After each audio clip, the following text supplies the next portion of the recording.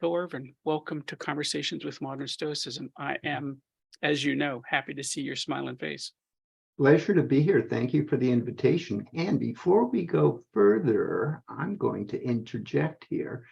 So we talked about practicing Stoicism. I have a new daughter-in-law who's a professional oboist. And, my son would always tell me, I say, what's she doing? Oh, she's practicing, and then later, what's she doing? She's practicing. And finally, I was in her presence and she had to go off to practice. And she came out and I said, you keep practicing. When are you going to learn the instrument? And of course, the thing is, if you're a musician, you know how it works. And that is you practice, practice, practice. Do you ever perfect it? No. Then why practice? Because if you don't practice, you'll lose what you've already gained. So when you ask, do you practice Stoicism? I do whenever I'm awake. Possibly it's been affecting my dreams. That's hard to say. But when I'm awake, I'm practicing Stoicism. Does that mean I'm a perfect Stoic? No. What it means is that I'm consciously working on my game. And it's getting maybe slowly better.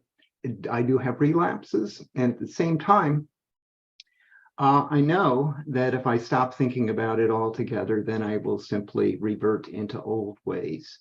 So practice may not make perfect, but it can improve your life considerably.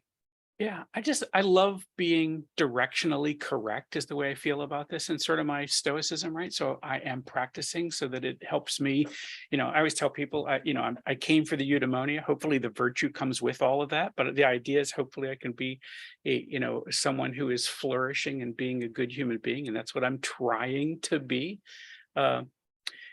Yeah, and so it is everyday practice. And some days I get it right, and some days I get an opportunity to try again, right? So it's that kind of thing. I think that's where we are.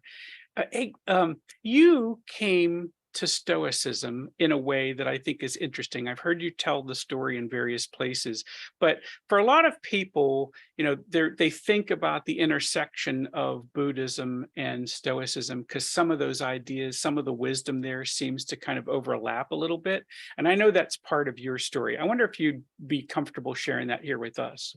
Sure, I'll give you today's version of the story. People who have heard the story many times claim that it changes Okay. with the passage of time. And that's what makes a story good. It carries a kind of a patina with it. But anyway, here's my current version of that story.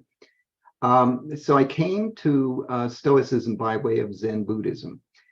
So this would be in the early 2000s. Perhaps I was having some kind of midlife-like crisis. I decided that I was going to become a Zen Buddhist. It dawned on me that in doing the study to become a Zen Buddhist, that I could lay the foundation for a book. Okay, so books are big deals for me. And when you're an academic, you write books and that's the way you rise through the ranks and get promoted and so on. So I thought this is a great twofer because besides, while I'm working on Zen Buddhism, I can also come up with a book. But for the book to be properly balanced, I needed to talk about what the alternatives were. And in the process of doing that, stumbled across Stoicism. So Stoicism turned out to be one of the alternatives, which surprised me. And that's because I had a completely wrong idea of what Stoicism was. And the realization that strangely enough, Zen Buddhism and Stoicism shared a similar ultimate goal, a grand goal, and that was this state of tranquility, which is a very dangerous word to use, but equanimity is maybe a better word to use, where you're at peace with yourself, you're at peace with the world, and you're ready if your circumstances change. You're going to bounce instead of breaking. And when I stumbled across that, then I was left with this choice. Gosh, this is such interesting stuff. And now I had been introduced to Stoic logic in college in a logic class. And I have more to say about that because this is a book on, this is a talk on Stoic logic. But they told me nothing about the other aspects of Stoicism. And so I went away thinking, well, that's what it is. And then there are people who are very good at suppressing their emotions. And that's the end of it. And then I realized, no. I had it completely wrong. So I gave it a test drive. I tried some of the techniques and I was amazed by how effective they were. So I realized that to continue practicing Zen Buddhism, I might spend, I don't know, 1-2 decades in practice and might finally attain enlightenment or not, or it could happen tomorrow or not. But I knew that Stoicism, in a matter of days, proved its worth to me. So the way I like to put it is it's got an extremely low price of admission. Yeah. So you can figure out what it is, you can put it to work in your life in a matter of days, in a week at most, and you'll have a pretty good idea by the end of that period whether it's the kind of thing you want to pursue or isn't. And that's not a put down of Zen. And I've been assured, there's an American Zen master named Henry Shukman, and he has assured me when I said, can you be both a Zen Buddhist and a Stoic? And he kind of gave me a look and he said, well, of course, So I have it on his authority that you can do both. So it isn't an either or choice. I know meditation can also play a role in the life of a Stoic. I have tried meditation. I do not take to it naturally. But other people do. And so you can combine those two. And so that would have been in the early 2000s. And I've been a practicing Stoic ever since. That's great. You just know there's always so many threads to pull on here. But, so when are you scheduled to become a Stoic sage? What, do you have an idea what date when that's going to be for you? Thanksgiving is the current goal. I will never become a Stoic sage, and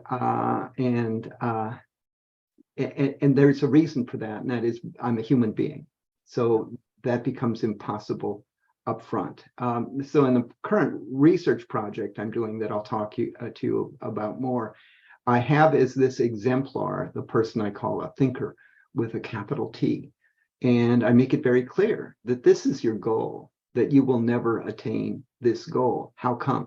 Because you're a human being. And as a human being, you carry all of this evolutionary baggage. And it lurks and it tries to take control. And you didn't evolve to be a rational being. What did you do? You evolved to survive and reproduce on the savannas of Africa. Okay, you still got that wired into you. Guess what? You're no longer on the savannas of Africa. Actually, I wasn't reading the comments. Maybe somebody did say they're on the savannas of Africa when they did it. But even then, their circumstances are different. So the wiring is weirdly out of, it needs to be updated, except there is no, it's biological, built in, so no way to update it.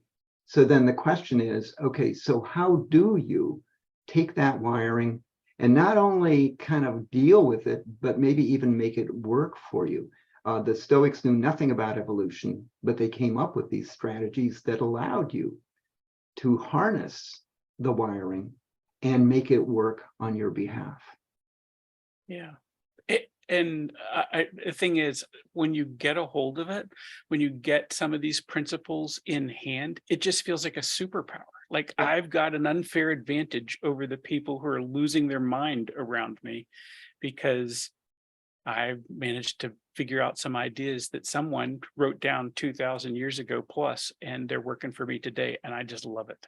Yeah. And, you can almost feel sorry for the people who haven't. It's misery, and it's self-inflicted misery. And if only, now I've also found you can't just walk up to somebody and say, I've got the cure for your problems, But you can make it available in a very accessible form. And so in my books, in my talks, and that's what I'm about. And then hope that they will find their way through it. But it really is sad that people are suffering when there is help at hand. And then, the ego is part of it. We like to think we're perfect just the way we are. Well, we're not. And the sooner you realize that, the greater chance there is for progress. I agree. All right, Bill, can I introduce you so that we can give you the stage and let people hear about your presentation today? Sure. All right.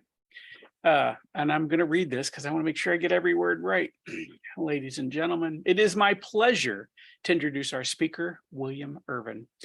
William grew up in mining towns across the Western United States as his father worked as a construction engineer for the Anaconda Copper Company. He received his bachelor's degree in mathematics and philosophy from the University of Michigan and went on to complete his master's and PhD in philosophy at UCLA.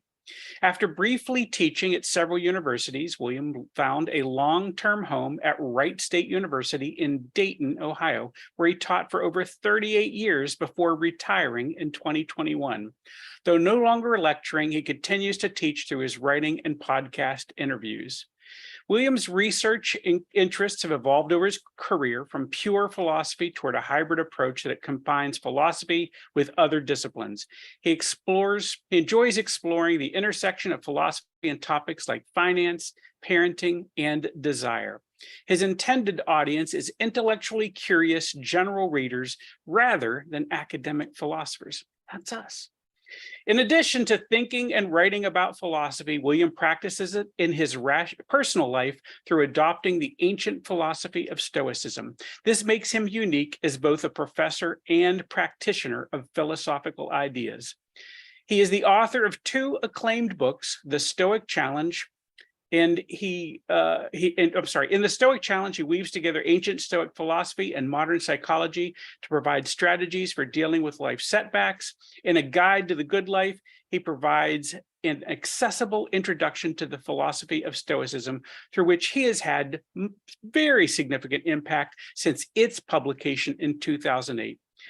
Please welcome William Irvine. And you can applaud up here. We can see it in your hands, right? And all that. And I'm going to stand back and you've got the stage. Thank you, friend. Okay. So this talk is titled Stoic Logic, and Stoics, had multiple interests. They were interested in physics. They're interested in morality, interested in having a good life, but they're the pioneers in what's become known as propositional logic. And that's the logic of concepts like and or and if then. It's the kind of logic that's used in computer programming. So you could almost say that the Stoics invented the computer. Almost. I'm willing to give it to them, but it's a bit of a stretch. Now, it's tempting for me to spend my time today teaching you propositional logic, since that's what I did for 4 decades until I retired. But I'm going to refrain from doing so and instead tell you about my current research project. It's not about Stoicism. It's about what it means to be reasonable, about how we can become more reasonable, and about how to deal with people who aren't reasonable. And let me take a moment to explain this shift in my literary interests. First, I write books. And I've given this some thought. Why? Why do I do that? I have 3 reasons. First of all, is I can't help myself. So I'm a curious fellow. And when I take an interest in something, I do research and I accumulate material. And then comes a point when the material has taken over my mind. And I just have an insatiable desire to learn more and to share with the world what I've learned. And at that moment, I realize that I am heavy with book, to use a medical analogy. And I can't be done with the thing until it finally emerges from me as a manuscript. I like the creative process involved in writing books because the book comes alive within me and it speaks to me. So at inconvenient moments, so my wife is now used to me. She'll be in the middle of some kind of conversation or something, and she'll see me pull out my little cell phone and turn on the auto recorder little function and then quickly say a few words into it and then turn it off and continue with the conversation. And she will say, well, that was a note for future writing use, right? Because it'll be something that sounds like complete nonsense if you don't know what's going on. And I'll say, yeah, sorry, let's continue the conversation. But the voice is talking to me, and that's just a wonderful thing to experience. Now, my choice of subject matter in writing these books, I write with the goal of changing people's lives, and I always like to add on, hopefully for the better. And I know that sounds grandiose and borderline delusional, but I write to make the world a better place. Now, in 2000, in the early 2000s, it seemed to me that what I could do to make the world a better place was to tell it about Stoicism and what Stoicism involved and how wonderful it was. At that time, Stoicism was a philosophy that had very much fallen out of fashion. And so my goal in writing Guide to the Good Life was to put it back on the radar.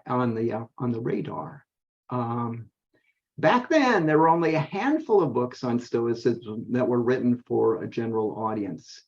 Now, the market for Stoicism can be described as saturated. So this morning, I did an advanced search on Amazon for English books published this year, starting in January, with the word Stoic in the title, and it returned 700 books. I did the same search for books with Stoicism in the title, and it returned 300 books. Now, these numbers are approximate because there can be some overlap since there are books that have both Stoic and Stoicism in their title, and some books might have made double appearance.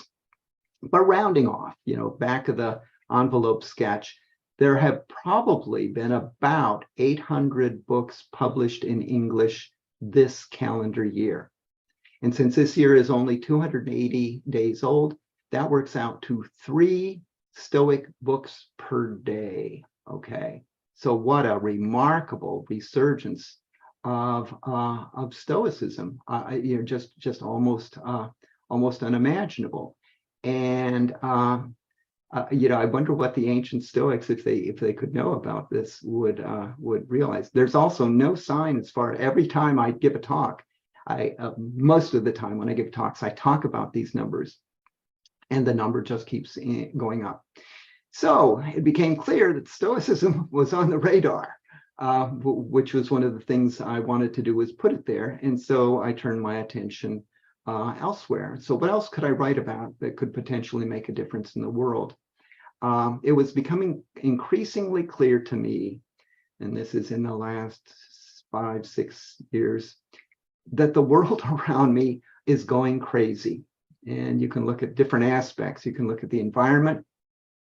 You can look at politics, and just the feeling that we're moving towards some kind of tipping point.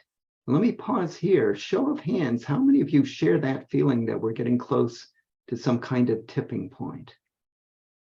Okay, see a few hands going up.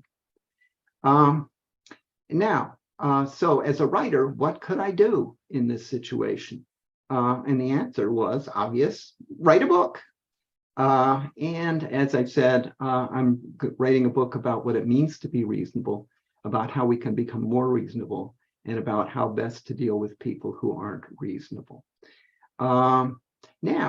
So it's not a specifically Stoic project. So you couldn't describe it as another book about Stoicism. But it intersected with Stoicism in some interesting ways. First of all, so the journey to find a publisher for the book has been discouraging. And that's given me a splendid opportunity to put my Stoic practice to work, to hear no, bounce back, and try again. Publishers, and these would be kind of mainstream publishers, were perplexed that I wasn't simply writing another book about Stoicism, since, as they put it, that's where my readers are. And they added that there isn't a market for books on being reasonable, that there's just no demand for that sort of thing. I find this last bit of advice ironic, since when I was working on Guide to the Good Life in the early 2000s, I was told that there wasn't a market for books on Stoicism written for general audiences. And as the numbers I just gave you indicate, there was a market. It was just a very silent market, and it was a market that needed to be kindled. And I suspect the same is true for books on being reasonable. Time will tell. Time will tell. But as a Stoic, I found it natural to want to explore rationality. The Stoics themselves were eminently rational. And at the same time, they knew that they had to cope with their emotions on a daily basis. Like I said, they realized this is part of the human experience, the human predicament. We have the power to reason, but we still have these little beasts alive within us. And so they came up with these great psychological strategies for dealing with our emotions. Now, in my remarks, I have limited time here, so I'm going to talk to about two topics that would have been of interest to Stoics, and that is dealing with problems in a rational manner and making decisions in a rational manner. So starting off, problem solving. In the course of a day, you likely encounter an ongoing stream of problems. And as I explained in my book, The Stoic Challenge, a Stoic knows that problems, encountering them, is part of the ebb and flow of daily existence. He knows to treat them like hurdles to be cleared. So you clear one hurdle, what do you go on? You go on to the next hurdle. You clear it, you go on. And that's what life is about, is just clearing these hurdles. Not getting angry, not getting crestfallen, but just saying, I just got to go on to the next hurdle. I have found lately, with the ups and downs in conjunction with publishing, that I found myself taking an aesthetic interest in the twists and turns of daily life. It's like watching a movie, right? That's got, it's exciting moments, it's depressing moments and everything else. But it's a movie in which you're not only playing the leading role, but you have minimal control over the screenplay, and you see what's unfolding, and you think, wow, this was a surprise. And then there will be these moments of intense delight. Guess what? That means you're alive still, and you're a functioning human being, because that's how life works. It's like a ride on an ocean. The waves go up, the waves go down. And now, a Stoic will resort to, when a Stoic encounters a problem, Stoic will reason his way through the problem. And that means considering all sorts of possible solutions. That can mean thinking outside the box for a really novel solution. It means considering carefully costs and benefits. So you don't just kind of do a quick, what's the obvious solution? I'll do that. You give it some thought. So the Stoic knows that if you do that, if you actually invest the intellectual effort into solving a problem, if you do your research, if you do your thinking, then you can subsequently rest easy, knowing, and this is what I, in other formats, said is a great Stoic slogan, knowing that you did what you could with what you had where you were. That's the best you can ever do. And if you did that in response to a problem, you did your best. And that's something to be proud of. Now, a Stoic also knows that a problem can be characterized as any state of affairs that you wish were different. If that such a state of affairs exists, then that counts as a problem. Similar statement about gardening. What's a weed? It's any plant growing that you don't want growing there. It counts as a weed. Same with problems. For example, and that means that it's a kind of a relative thing. So it depends on what you wish were different. So it could be something you lack, like a functioning air conditioner, a late model car, or a muscular physique. If those are things you want and you don't have them, you have a problem. If you didn't want those, there is no problem. Likewise, if you lack something, wish you lacked something that you have, such as student loan debt or a disease, you got a problem. And if you didn't wish that you lacked those things, there would be no problem. So being problematic is a relative notion. And what counts as a problem for one person might not count as a problem for another person. And here's another interesting thing. What counts for you as a problem at one time of your life might not count as a problem in some other time, because you grow, you evolve, and what you want out of life changes as a result. So something that would have been a problem later on, not a problem at all. And from this, an important insight follows. The more wishes you have about how things should be, and the more intense those wishes are, the more problems you're going to have. Being finicky comes at a price. Adaptability is a blessing, okay? So if you've got to have things just so, you're setting yourself up for a lot of problems. If you're flexible, if you're adaptable, a lot of those problems aren't even going to appear, right? So somebody else will be complaining, and you'll just be sitting there saying, hey, it's good enough for me. So those who lack this ability, and also Stoics also have the ability to appreciate whatever they have. You know, this is part of what negative visualization is about, encouraging you to appreciate things you already have.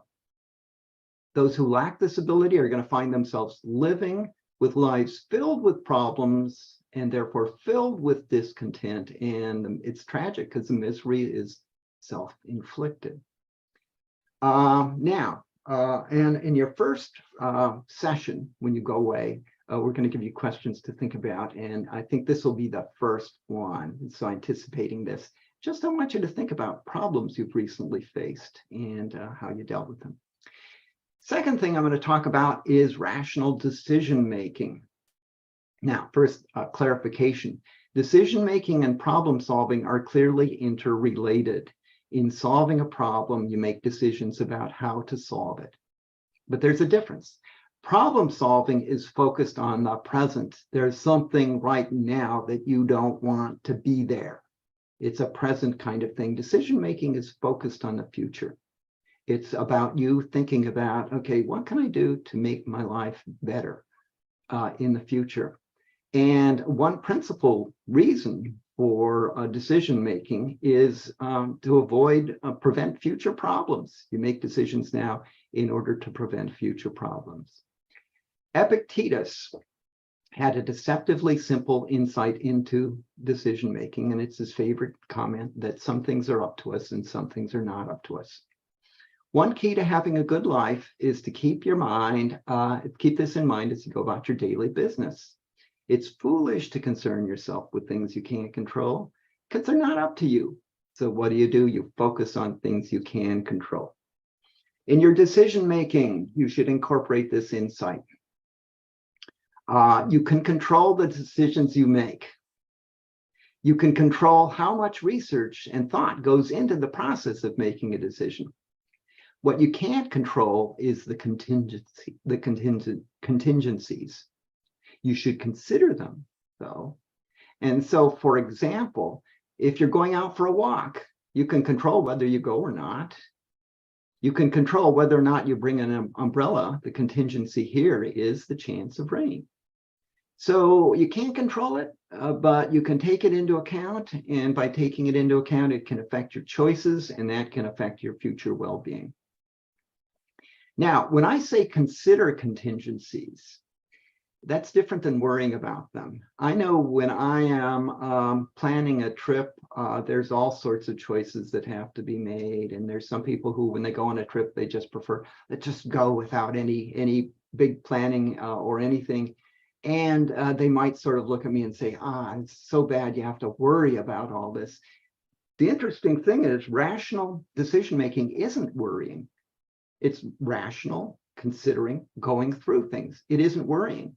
And I would add to that if you don't plan ahead, chances are that you'll end up worrying because you'll end up making a lot of mistakes. You'll end up doing a bunch of things that you didn't plan to do. Here's another thing about decision-making. The first step when you find yourself in the process of doing the research to make this decision is to pause and think, do I need to be making this decision? Suppose, for instance, in the middle of an afternoon, you find yourself looking at car ads, and then it dawns on you that you discover within you a desire to buy a new car. Well, how did that desire get into you? Was it just kind of planted there by some clever ad? Do you really need a new car? And these decisions are like hydras. Hydra was the beast that you cut off one head, two new heads grow. So if you find yourself there with a sudden longing to buy a car, that's going to have a major impact on your life. First, there'll be a financial impact. But then once you decide to buy a car, there's a whole bunch of things you have to decide. What color is it going to be? What level is it going to be? You have a whole bunch of decisions. And if you don't really need a car, those decisions go away. It dramatically simplifies your life. So in some cases, when you find yourself desiring something and figuring out ways to get it, you're better off just abandoning the desire. Is it really going to make that much difference in your life? Now, another thing about decisions is you can assess them afterwards, and you can assess them while you're doing it. So I'm going to make a fine distinction, and this is, if you're taking notes, here's a place to take notes. And if I had a slide, this would be the slide. I'm going to distinguish between decisions being reasonable and decisions being beneficial. Reasonable and beneficial. A decision is reasonable. It means you did your research and you have good reasons for making it. A decision is beneficial if in the long run, it turns out to have a good payoff for you. That makes it beneficial. Right after making a decision whether it was reasonable. Did you do your homework in making it? You have to wait to find out whether it was beneficial. Sometimes you wait 5 minutes and you'll find out, oh, that was a great decision, or sometimes a bad. Sometimes you'll wait 20 years. And also, whether it counted as a good decision or bad decision can change with the passage of time. So, you make a decision and it seems really good at first, and then it seems really bad. There's a Zen story I could tell about this, but time is short, so I won't. Now, let me illustrate that with one example. So suppose that a woman goes into labor and her husband decides to take her to the hospital. That's a reasonable thing for him to do, don't you think? That's a reasonable decision to make. Suppose on the way there, a drunk driver slams into their car, killing both the woman and her unborn child. In that case, was it a beneficial decision? It was reasonable. Well, was it beneficial? No, it was tragic. Okay, those are two separate things. And you want to say the guy should not have gone to the hospital, but you've got the advantage of hindsight. You're looking back. And when you make a decision, you don't have the advantage of hindsight. So what do? A Stoic will say you do the best you can with what you got. So you do your homework on the decision, you make the rational decision. If the decision later turns out to have tragic consequences, you can live with yourself. You couldn't see into the future. You tried by doing your research. You figured out the odds, everything else. You couldn't see into the future. So if it turns out to have bad consequences, well, I did my best, right? A lot of people hesitate to make a decision because they worry that it'll have bad consequences, okay? Yeah, but life goes on in the meantime. And so you do your best. And what does that mean? That means you do your homework. You make rational decisions, well thought out decisions. It's also possible, by the way, for an unreasonable decision to have good consequences. So an example is you take all your money on earth, you go to Las Vegas and put it on 17 and roulette. Okay, was that a rational decision? No. Could you win? Yeah. In which case, you got to keep that in mind. Now, a lot of people in judging other people's decisions will do it with hindsight. They wait to the future and see how things turn out. And then they'll say, well, that was a terrible decision. Look how things turned out. And that just is so unfair. That is so unfair because you don't have the advantage of hindsight when you're making a decision. And all you can do to defend it is say, well, here's the basis on which I made it. And so I've got to live with those consequences. Now, so that's going to be the end of my remarks. And just to give you a word of warning, there's a chance that in your second session, it's going to be about thinking about decisions you've recently made and the consequences of them. All right, Phil, back to you. All right. Thank you for that. By the way, it's completely appropriate for people to applaud up on their screens or do jazz hands, or actually, it's not jazz hands. I like jazz hands. It's Zoom hands. It's Zoom hands here. It's Zoom or you could do a self fist bump too. Yeah, that's it. Thing. Yeah, we sometimes in this particular call, what we'll do is we get everybody up on the screen in like gallery view. We do it like this, and then we say clap against your neighbor. So just taking clap with your neighbor. Put your hands up there. Be good on that regard. Oh, by the way, let me just do real quick. Everybody, just look at your camera and smile. I want to get a picture. Ready? Just smile. 3, 2, 1. There you go. I got a picture. You're smiling. We have a question that we want to put folks in. Do not answer this question in the chat, people. This is what we're going to send you into the broadcast, but I want you to be able to read it before we go, right? So hold on. Poof. We want you to think about a problem that you have dealt with. Talk to me what your thinking is on this particular question, Bill. What do we want? Where do we want people to reflect? And then I'm going to explain to them how this breakout room works. Yeah. So problem you've dealt with, was it really a problem? Or are you creating problems where problems don't need to be? For instance, if you're a wine connoisseur and you go to a wine restaurant and they don't have that particular vintage, you've created a problem for yourself. But it's a problem you could have avoided. And that is simply don't become a wine connoisseur. You can become knowledgeable about wine, but there's such a thing as too much. You become too finicky. So try to take a kind of a laid back approach to things. Be happy for whatever it is you've got. And yeah, you can have specialized interests, but if you put yourself in a situation where you say, I will only be happy if, and then it's a very tightly grouped list of things, you're going to be an unhappy person.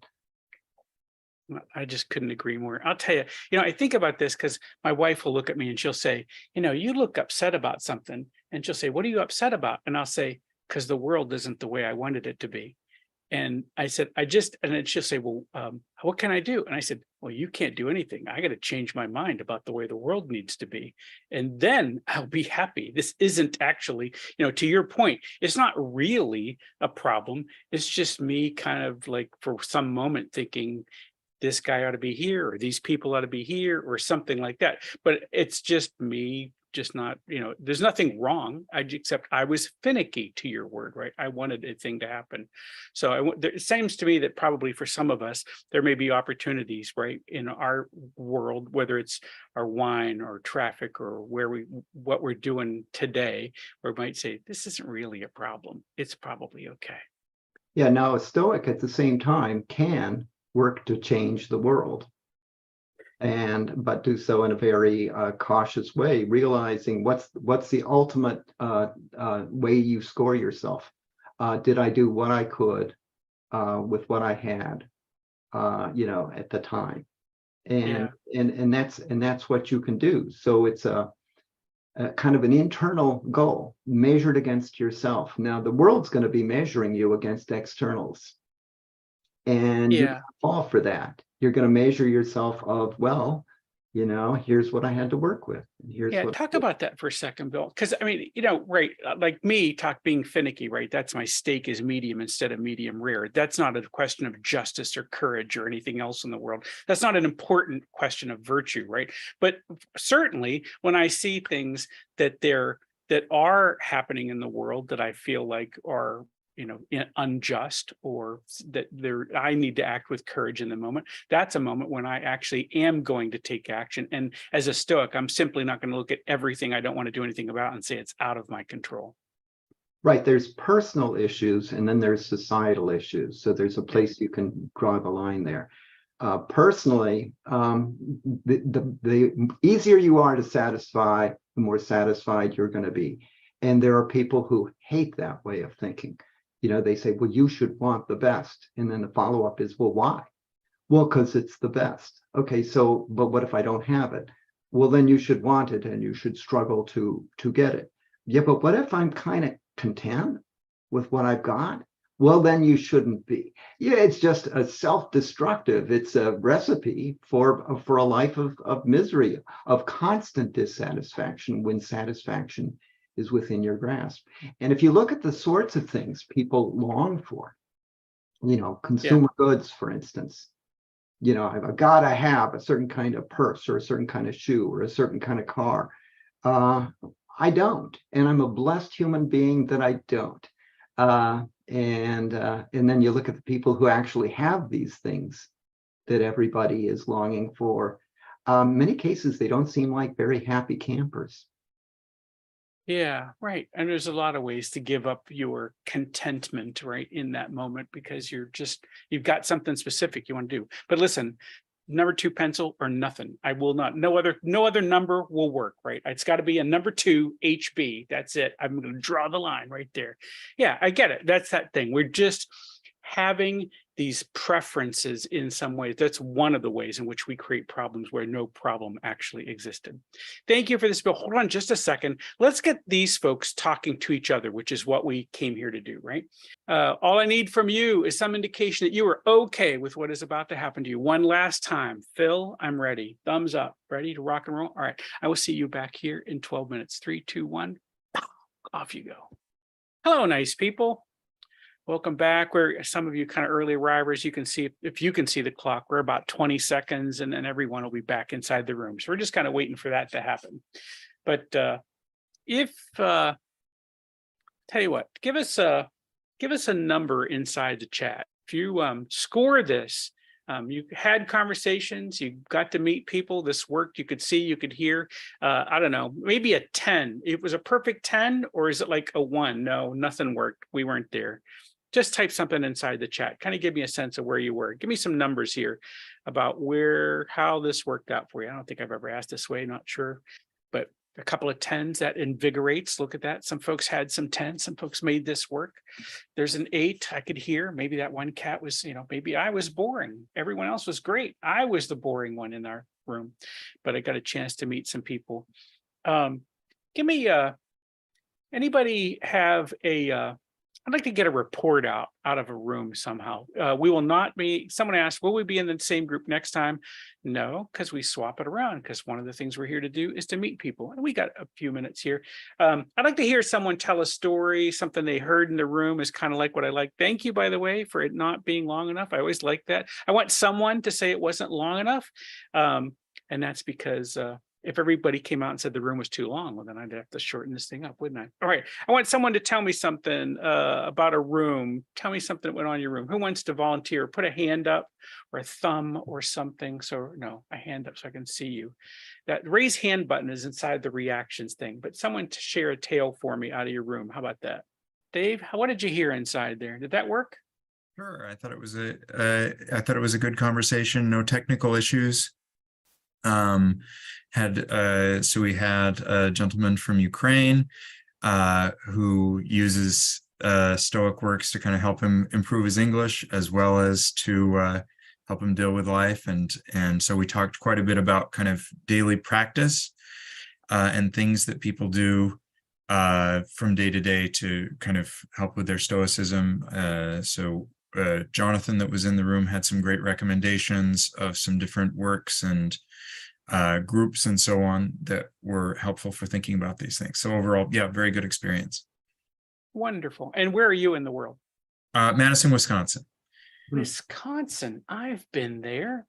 I've been to Oconomowoc, Wisconsin, which is not so far away. Yeah. Super. All right. Good. Wonderful. Hey, Dave, in your neck of the woods up there, do you guys have a Stoicism group that you're part of while you're up there? Or is this? I'm not part of anything right now. Someone was just telling me about that there's a Milwaukee group, as well as something over in like Twin Cities or something like that meet, I think virtually on Meetup or something like that, from what I was hearing there. So yeah, I'm not currently part of anything, probably looking to do a little bit more with that, but yeah. No, just I'm always curious about how people, this, one of the reasons we're doing this very thing that we're after is in fact to kind of get people connected so that they like it, maybe they'd come and do it on the WhatsApp group, but it was because so many of us are kind of alone, right? And what we don't, Bill will laugh at this, right? You know what a bookstore Buddhist is? I think there's a lot of bookstore Stoics too, right? People who read the books, but they don't get a chance to practice and talk to other folks. And we just want to give you that chance to practice. All right. Thank you, Dave, for being here. All right. Let's see. Were there anybody else with a hand up? Someone want to tell the room I see? Ooh, I'm just going to, first, I'm going to do two things here. I'm going to add you to the spotlight, and then I'm going to unmute you. And then I'm going to ask you for the very first, or let you unmute yourself. Can you do that? Yep. And then you're going to have to tell me how to say that, because, that's a hard word for me. Hi, I'm Wiebke from Wiebke. Germany. Wonderful. Thank you for being here. Tell us all what you heard. Yeah, we had a young man who had a problem that is emotional. So because it was not logical, he had a problem to make a decision. So he tries to be Stoic and reads a lot about Stoicism, and he thinks it might help him to solve this problem. I think maybe it was a laugh thing. I don't know. We didn't talk too much about it. But the problem is it was an emotional problem, not logical. Yeah, I don't even know if I'm really good at figuring that out sometimes, right? Because my problems, they're all big problems, right? And so we have to figure out how to get a little bit of framing on all of that. Bill, can I get in on that? Please, I'm here. Come after it, Bill. Okay, That's why you're here. Here's the thing. I get emails from people who have questions, want to make comments. I get emails from people with problems, and so I've got one screening thing I do, and that is Stoicism is essentially a rational approach to the world, and there are problems, emotional problems, for which those rational strategies are simply, they're going to fail. And in particular, if someone is suicidal, the last thing they need to talk to person is as a Stoic. And there are also chemical imbalances if you're deeply depressed. So I'm always, I tell people I'm a doctor, but not that kind. And that if it's a problem that you can reason your way out of, but there are emotional problems for which that isn't the case, unfortunately. Yeah, thank you. Thank you, Bill. Thank you, Wiebke, for sharing that. Because we're going to do this one more time, and I'll still get you out of here on time. We're going to do another breakout room with another question. Bill, the question is this time is think about a decision you made. And how about you describe what you want people's thinking to be on this one as I get them ready for their breakout rooms? Think about a decision you recently made. It should be a semi-significant decision, not just what did you have for breakfast. Think about a decision you made. Think about whether it was a decision you actually needed to make. Why were you making that decision? Think about the process you used to make that decision. And, also, was it a reasonable decision? And if you've waited long enough, was it a beneficial decision? But keep in mind the distinctions between those two things. Yeah, so this could be as simple as like trying to decide whether to quit my job or to go take a new job, or it could be in the career of a personal relationship, or should I have this talk with this person? Those are really big, so it could be mid-level things as well, but just somehow that it had an impact on your life. And then think to the extent, how do I judge my decisions? Do I sort of know right after I've made it whether I did it in a reasonable way? Or will I have to wait to the future so I can look back and know what I should have done? Yeah. Okay. That's the question we're putting in your, again, you're going to go around and share that thing. Again, same number of people before, same rules as before, roughly 4 people inside of a room, I think is going to be there. 12 minutes. All I want from you is some indication that you are okay with what's about to happen to you. And that typically looks like you giving me the thumbs up. All right, friends, I will see you back here in 12 minutes. 3, 2, 1, go. All right. Well, I don't know. I'm going to use the smiling faces as kind of an indicator that went okay. And we got 30 seconds here still on folks coming back. So we're just waiting on everybody to walk or to pop back inside the room. All right, welcome back. Welcome everybody back. Okay, give me a thumbs up if you could see, you could hear, you had conversations inside those breakout rooms. That thing actually worked. That is awesome.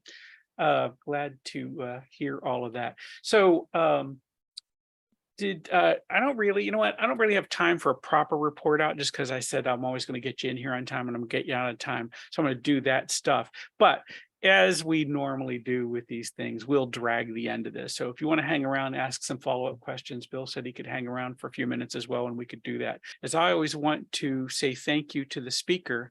And we do this in a crazy way. If you've ever been on this call, I don't know anybody else who does this, but I've just given the entire audience the amazing and awesome power to unmute yourselves. And what we do is we all look, by the way, and I haven't removed all the spotlights. Actually, yeah, I'm just going to remove all the spotlights, and that way there is no, you should see us in gallery view. You might have to click gallery view and you can see everybody all together.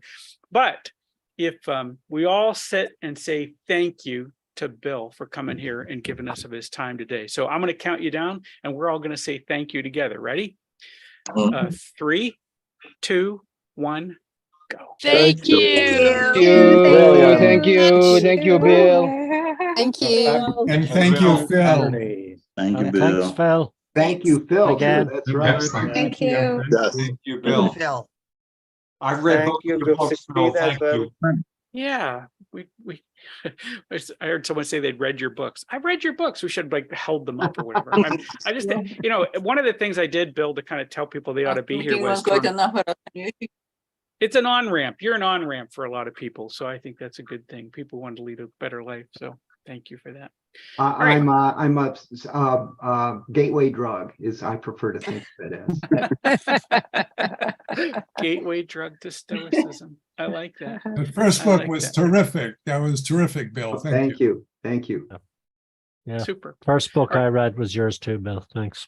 I'm glad that was the point. I assumed it would sell at least 6 copies. It did better than that. I can't wait for the next one. Yeah, the next one will be interesting. And again, you know, trying to teach the world to be reasonable. And how delusional is that?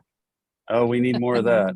Yeah. Absolutely. No, but who's going to read the book? The problem is it's adverse selection for the readership, right? You know, I want people to be reasonable, but people who like being unreasonable, they don't read books like that. That's part of it. There are Exactly. people I know who won't, but then there are people who I suspect would read the book, and yet they're worried that they will come out on the wrong side of the equation that I will reveal to them, and you know that's part of the thing.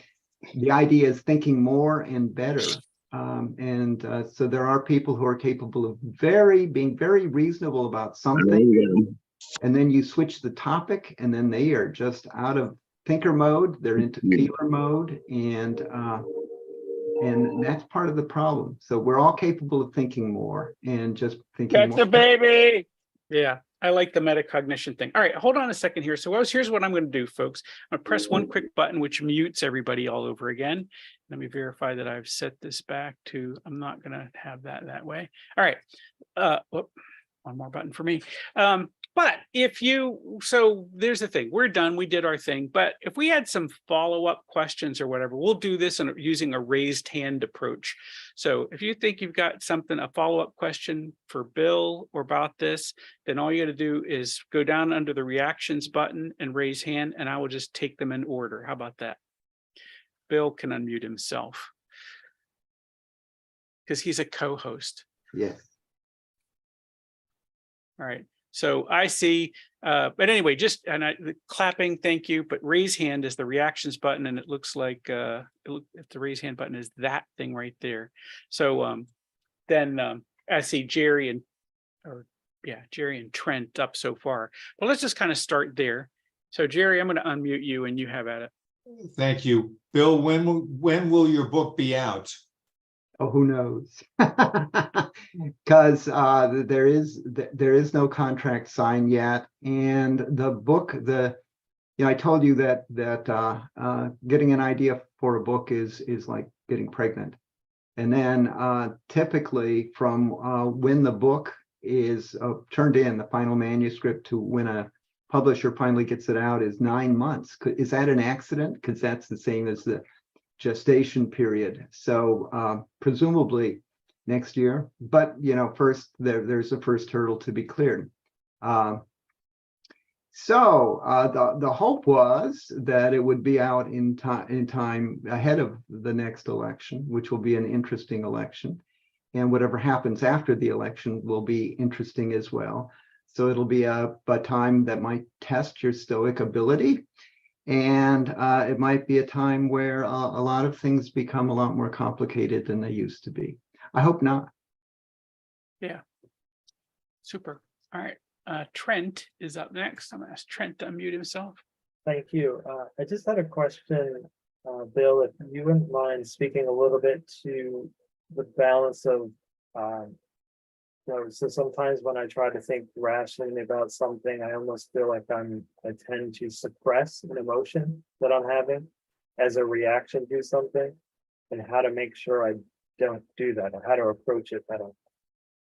Yeah, that's what the next research project is about. So, I distinguish between feeling your way to conclusions and thinking your way to conclusions. And I map out and provide strategies for doing that. And I have a section where I'm walking people through things, where I ask them to come to a conclusion about something they've never given any thought to before. And so that is simply not consulting their heart and gut and then going with that reaction, but it's actually going out and doing some research. So one of the examples is, do you have an opinion about fluoridation of the water supply? No? Great. Because what I want you to do is go out and form a thoughtful opinion, one side or the other, on that thing. And for a lot of people, it's, because I tried this in my classes, it's an eye-opening experience. They realize, oh, you can actually think your way. You don't have to just turn it, delegate your thinking ability to somebody else, but you can poke around and you can find out for yourself. And then we go through exercises that are progressively more complicated until finally I'm asking you to rethink one of your core beliefs. Okay. And how do you do that? Well, one way to do it is to find somebody on the other side, not just any idiot on the other side, but somebody who's really thoughtful on the other side, and carefully listen to what they say. And most people won't do that. If you don't agree with me, I don't need to listen to you. And oh, by the way, if you try to talk to me, I might shout you down. So it's a different approach, and I find it's changed my way of thinking. So now we just had, I'm in Ohio, and we just had a vote, a constitutional amendment vote, and I very carefully blocked out. So people were constantly walking up and saying, which side are you going to vote for? And because here's why you should vote the following way. I blocked that out. I did the research on my own from the ground up. So I went and read the amendment. I read both sides of the amendment, trying with great difficulty to postpone forming a first opinion. Because once you formed a first opinion, then this thing called confirmation bias is going to kick in. And you're only going to want to listen to things that confirm what you already think. And then the utter taboo thing is to tell any other human being what you think initially, in the initial stages, because then you have an emotional stake. If you decide otherwise, then you have to admit to changing your mind. And a lot of people's ego won't let them do that.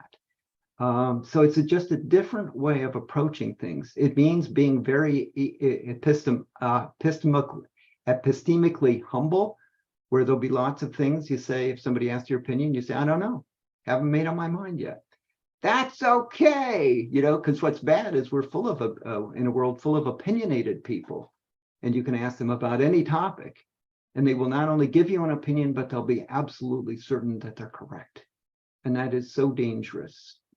So when I'm encountering somebody who seems very emotionally attached to an opinion, I have a very low goal set. It's simply to remove some of their feeling of certainty, because the dangerous thing is that when somebody has a false belief and they are certain that it's true, that's when trouble happens. But if you can deprive them of some of that feeling of certainty, then they might not act on that mistaken belief.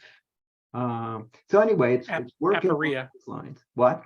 Aporia, right? Isn't that you're trying to get them to a state of uncertainty? Yeah, not complete on just backing off from certainty. Right. So not even uncertainty. But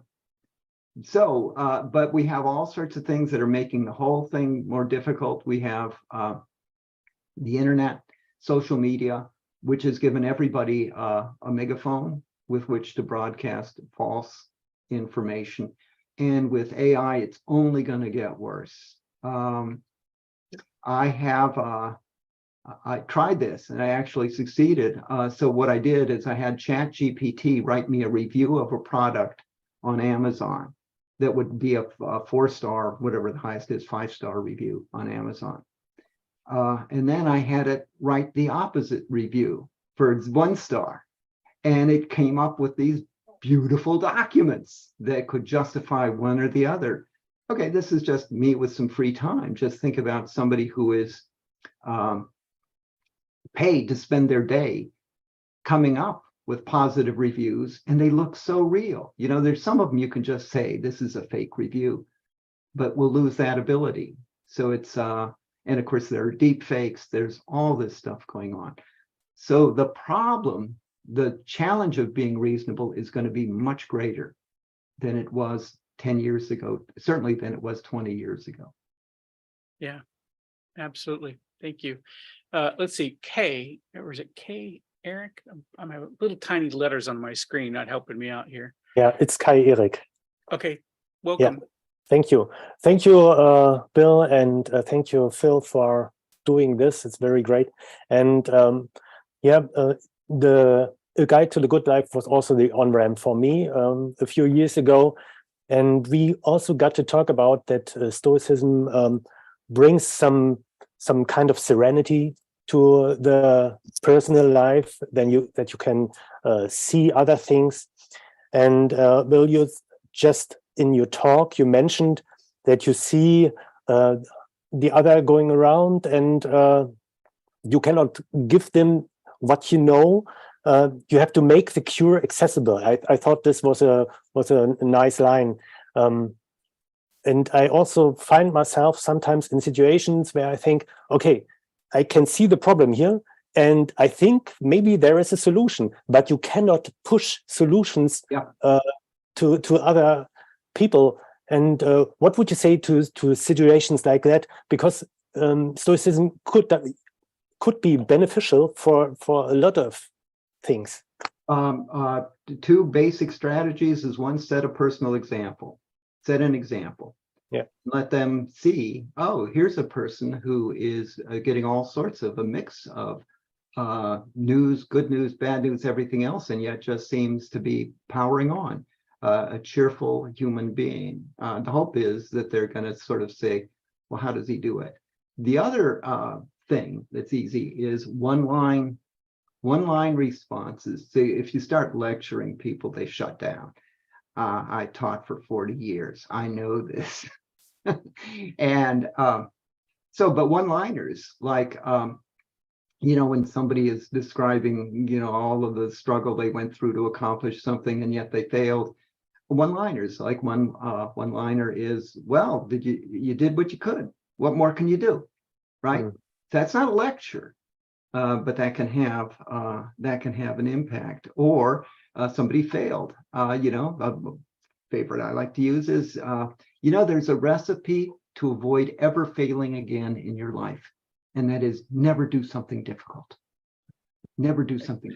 Oh, by the way, you will also not succeed, but you will avoid failure. And so there's just one-liners that might stick, might not stick. And this new project, there's this issue of how do you deal with somebody who is really, really not interested in being rational, and it's a really tough thing.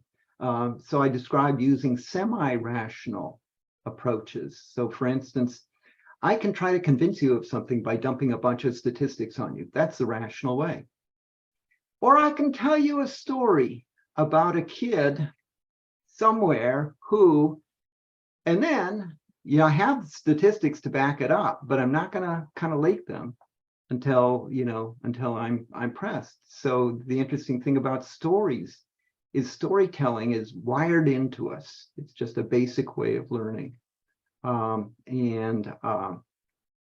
those are I call them semi-rational. They aren't fully rational. They aren't what you would do if you knew that the person you're dealing with was fully rational.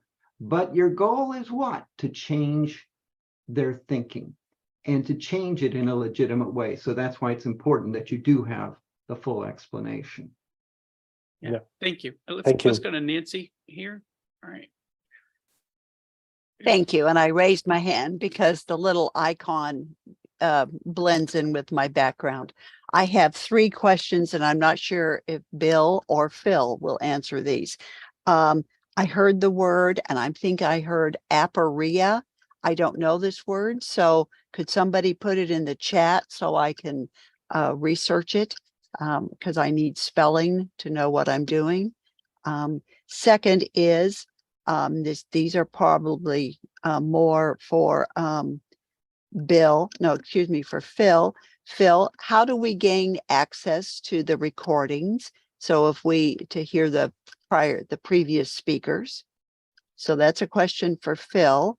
And then let's just say, let's put the questions and the answers together on that, right? So aporia is the Greek word meaning uncertainty. Bill would tell you that. He might have some more words about that, but maybe not. But anyway, it's just I put that in the chat so you can go figure that out. Aporia. The recordings.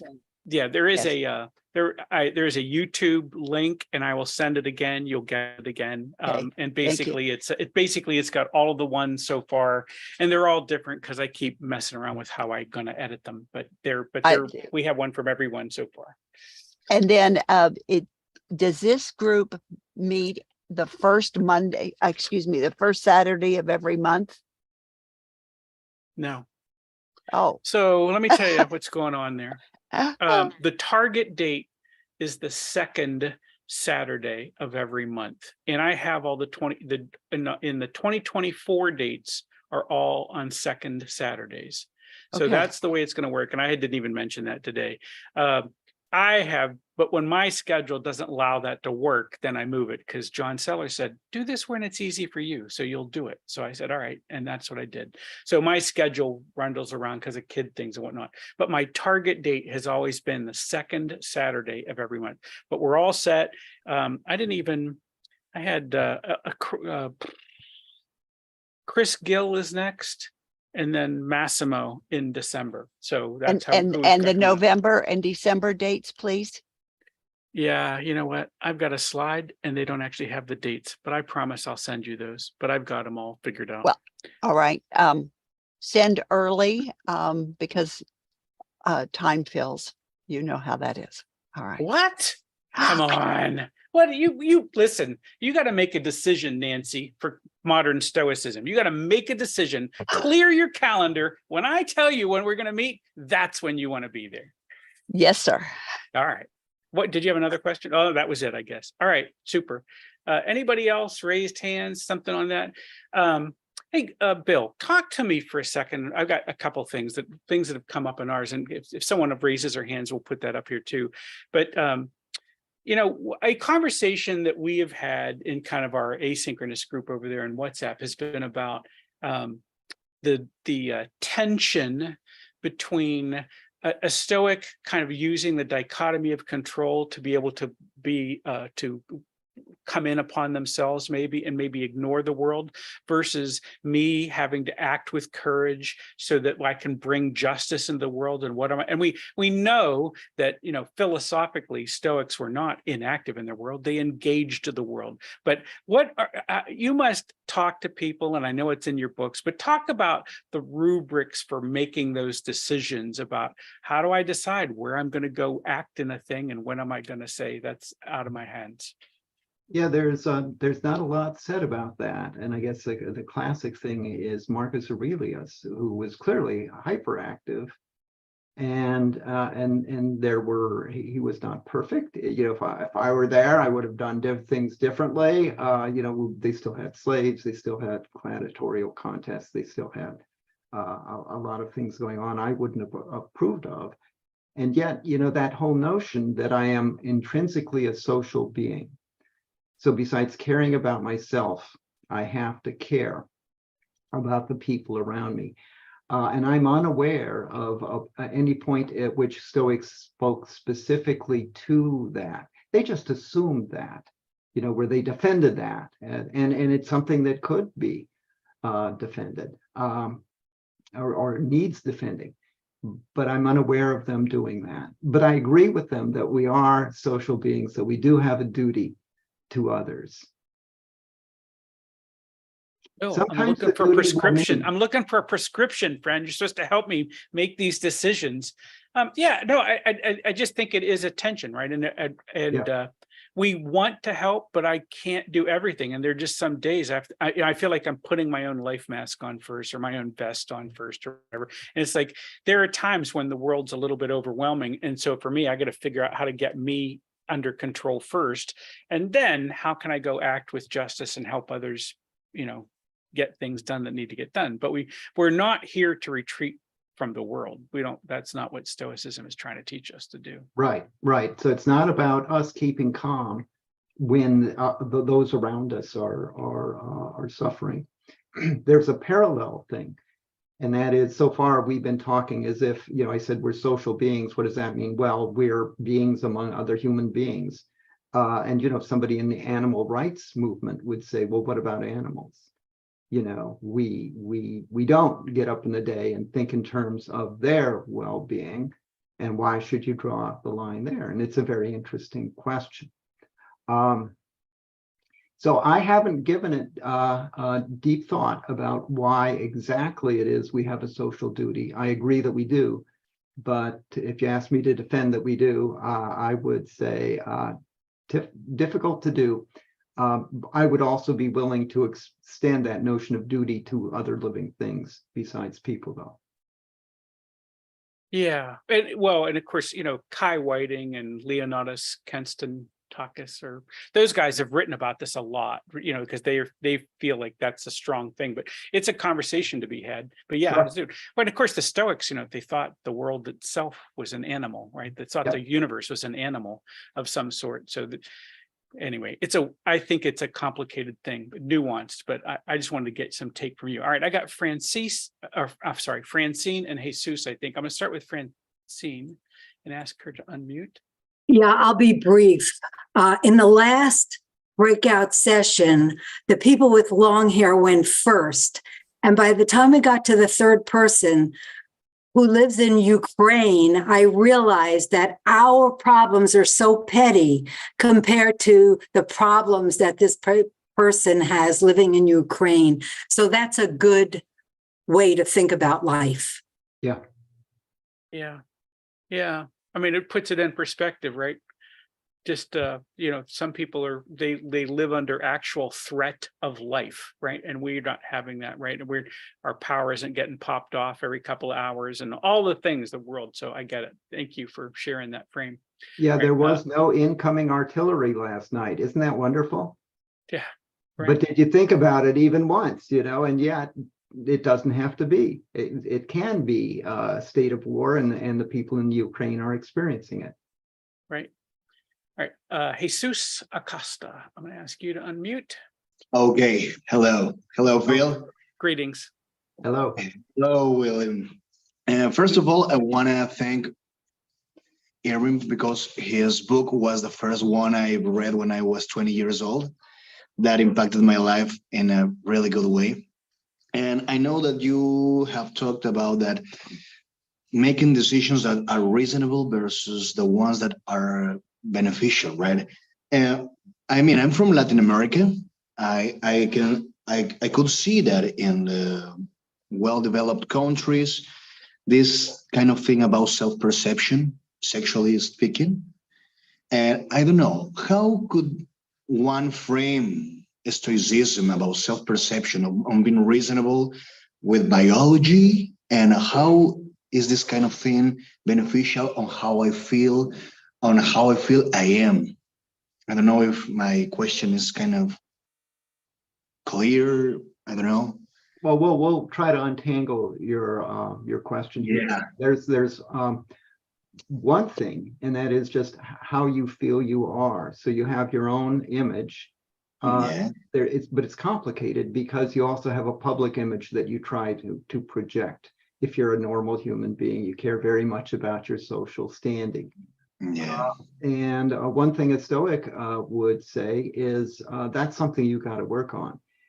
Because there are people, I referred to them as anti-mentors, that if they behave in a certain way, your goal should be to not be like them, because they're living miserable lives. And there are other people. So for instance, one of my mentors is Seneca. He doesn't know it, but there are times when in the day I will be in a kind of situation where I have to make up my mind about something, and I say, what would Seneca do?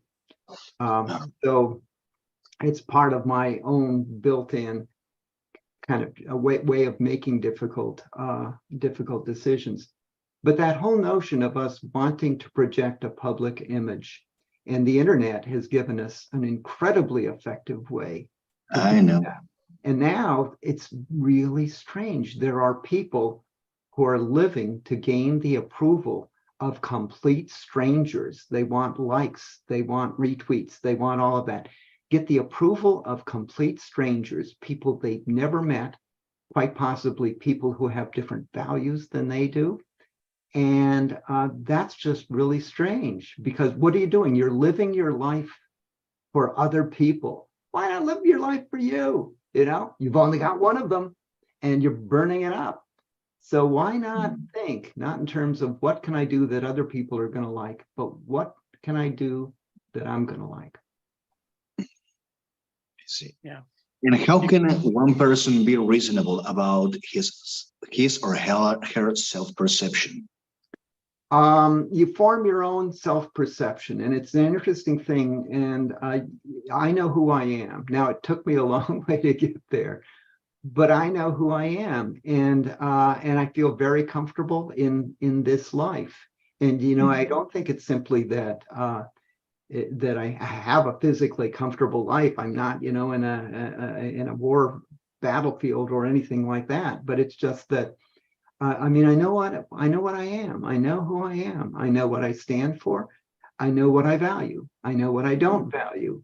And I think that it's something that anybody could possess. But in order to get there, you have to cast off this notion of I'm going to judge myself in terms of how other people see me.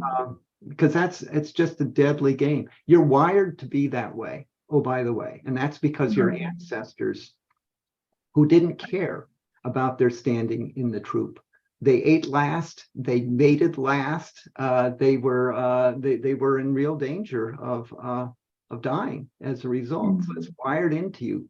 But you've got to use your frontal cortex to tell that part of the brain to shut up. I'm not on the savannas of Africa anymore. I'm in a civilized place. And so what do I have to do? I have to do the right thing. I have to be kind. I have to listen to other people. And if they think I'm just the greatest thing ever, well, that's kind of neat, but that's not the main point. Okay, thank you. Thank you. Thank you. All right, I got two more, Jonathan and Sasha. So let's go to Jonathan first. Thank you, Dr. Irvine, for speaking today. I've really enjoyed your two books on Stoicism, and I found the Stoic Challenge book to be one of the most useful books in dealing with everyday life, kind of different situations and dealing with other people. The previous question and response kind of reminds me of, I believe there's something in Meditations where Marcus talks about you want to behave privately and publicly the same. Yeah. like you want to be the same person that you don't want to do anything that you or think anything privately that you wouldn't do publicly. Maybe somebody who knows that verse or section could put that in the chat, but I do remember that from meditations. So that was my comment. That's it. Yeah, I also like, so you referred to me, I think, as Dr. Irvine. I prefer Bill, because you know, the doctor thing carries all of this this baggage with it. And my idea is when I encounter somebody new, I want them to judge me on the basis of what they see before them and how I respond to them and how I treat them. That's the basis, not stuff I've done in the past, but here and now. How do they respond? I've also gotten very good. I've gained. Turns out I had a talent that was late in emerging, and that is the ability to strike up meaningful conversations with complete strangers. Nice. Which is a wonderful thing to do, because you realize most people, when they realize somebody's actually listening to what they're saying, it's like big deal, because they're not used to that. You know, most of the time in a conversation, all we're doing is waiting for the other person to stop talking so we can tell them our own view. And if you can overcome that, it's a really wonderful experiment to try. I agree entirely. All right, Sasha, I'm going to ask you to unmute. So yeah, I was just this discussion was making me think. So in general, I was wondering, like, it seems to be that so much of what in terms of our own development as practicing Stoics is the dissolution of the ego. The ego is the enemy, as somebody has said. Right. Your ego is the biggest obstacle to your Yes. progress as a human being. Exactly. Thank you. That's exactly. And it's amazing how long it takes to do that. But it does. I feel like myself, like I've been in this deep dive for the past year, and I've come a long way. And I just think maybe in the process, or in the beginning stages, there might seem like this for people, like I don't know, I guess it can get very existential, but in terms of that, but yeah, it's a very, very it's amazing how once you truly start to see the benefits of the dissolution of your own ego and how you are relating to and being with people in the world, and instead of reacting, you're not reacting, and you are looking at things objectively. And anyway. Yeah, let me throw in there. Yeah, one please. thing I do in my bedtime meditation is I replay conversations I've had during the day, and I think about things I said, and I think about my motivations for saying them. And it's astonishing and depressing how many of them I realize, oh, that was my ego talking. So to come across and to actually be an egoless individual. And that doesn't mean you don't take your own interests into account. That just means you're not always out there, on the road as a salesman saying, look at me, aren't I wonderful? I think you don't need to do that, because you can prove that in a single encounter where you reveal yourself to be a caring individual, a thoughtful individual, somebody who listens to other people. And who maybe tries to help them by these one-liners or whatever, but they're well intended. And I know that there's two sides, because I can replay a conversation and I'll say, that right there, that was my ego talking. And I've got to do a better job of keeping it in a box. Yeah. Good. Thank you. All right, friends. Now we're a half hour into overtime. I think if you don't have a thing pressing, I think we did what we came to do here, was to show everybody that Bill is a thoughtful cat, And he's got some great ideas, and we shared a few of those, and hopefully we've got to meet a few people. So I just want to say thank you to everybody. And how about we take a motion to adjourn? So moved. So moved. All right. Thank you, friends. We'll see you next month.